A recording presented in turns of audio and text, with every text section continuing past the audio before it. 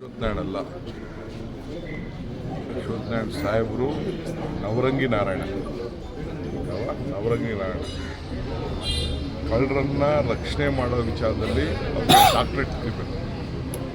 Doctorate ಈಗ ರಾಮನಗರಕ್ಕೆ ಬಂದು ಕಸ ಗುಡಿಸ್ತೀನಿ ಅಂತ ಹೇಳಿ ಕ್ಲೀನ್ ಮಾಡೋಗ್ತೀನಿ ಅಂತ ಏನು ಕ್ಲೀನ್ ಮಾಡಿದ್ರು, ಅವ್ರ ಪಾರ್ಟಿನ ಕ್ಲೀನ್ ಮಾಡ್ಬೋದು.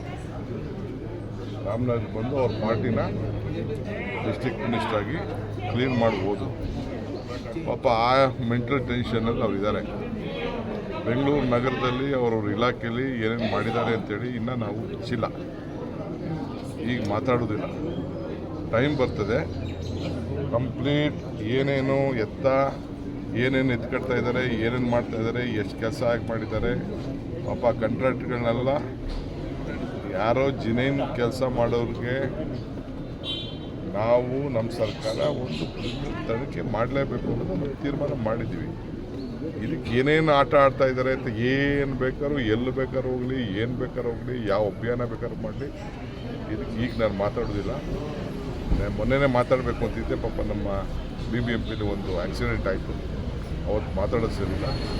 ಇವತ್ತು ಬೇಡ, ನನ್ನ ಪಾರ್ಟಿದು ಆಫೀಸ್ ಬೇರೆಸ್ದು ಮೀಟಿಂಗ್ ಇದೆ, ನಾಳೆ ಇಂಡಿಪೆಂಡೆನ್ಸ್ ಇದೆ, ಅದಾದಮೇಲೆ ಮಾತಾಡ್ತೀನಿ.